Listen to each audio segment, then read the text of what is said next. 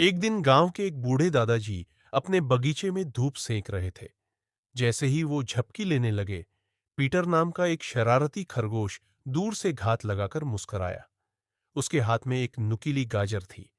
वो धीरे धीरे दादाजी के पीछे पहुंचा और अगले ही पल, आह! दादाजी दर्द से चीख पड़े। खरगोशों की टोली ये देखकर दंग रह गई। कुछ तो मुंह छुपाकर हंसी रोकने लगे। पीटर वहीं खड़ा होकर हंस रहा था और चिढ़ा भी रहा था। बूढ़े दादाजी, अब क्या कर लोगे? गुस्से में लाल हुए दादाजी चिल्लाए, तुझे पकड़कर भून दूंगा। पीटर डर के मारे भागा, लेकिन फिसलकर सीधे दादाजी की बाहों में जा गिरा।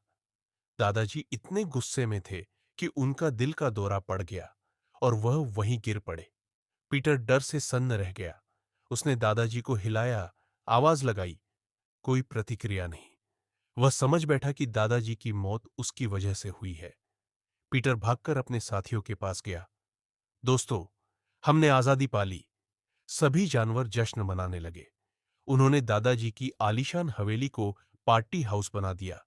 डिस्को लाइट, केक, संगीत, सब कुछ।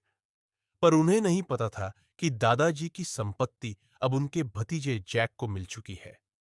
एक रात जैक हवेली के गेट पर पहुंचा। पीटर ने सब जानवरों को छुपने को कहा। एक रैकून डर से खुद को पर्दा समझने लगा। एक और जानवर मेज का कपड़ा बना। टॉमी ने खुद को घूमती थाली बताया।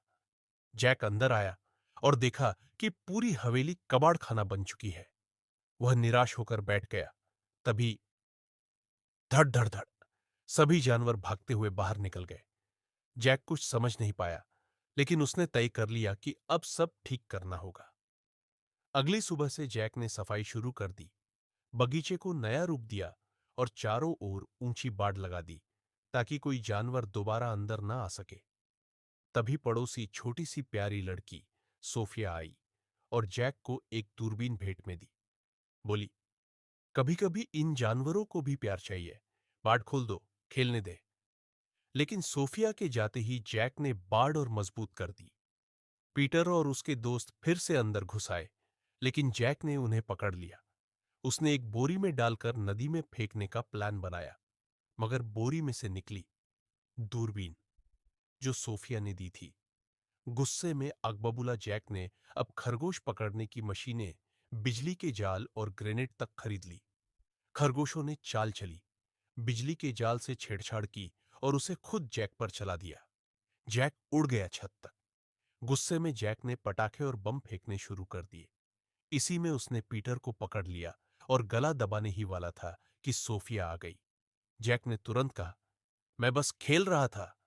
लेकिन तभी पीटर के पास से बम का डिटोनेटर मिला। सोफिया को यकीन हो गया कि जैक ही जिम्मेदार है। वह नाराज होकर ब्रेकअप करके चली गई। अब पीटर भी टूट चुका था। पीटर को समझ आ गया कि सारी गलती उसी की थी। उसने तय किया कि सब सही करेगा। वो शहर गया, जैक को ढूंढा और बोला, माफ कर दो, मैंने हद पार कर दी थी। लेकिन अगर आज तुम सोफिया को नहीं रोकोगे तो तुम भी पछताओगे। जैक को बात समझ में आई। वह मोटरसाइकिल पर पीटर के साथ भागा और स्टेशन पहुंचा, जहां से सोफिया जाने वाली थी। आखिरी पल में पीटर ने अपना डिटोनेटर निकालकर फेंक दिया और बोला, अब से कोई चालाकी नहीं, वादा है। सोफिया मुस्कुराई। जैक ने माफी मांगी। तीनों गले मिले।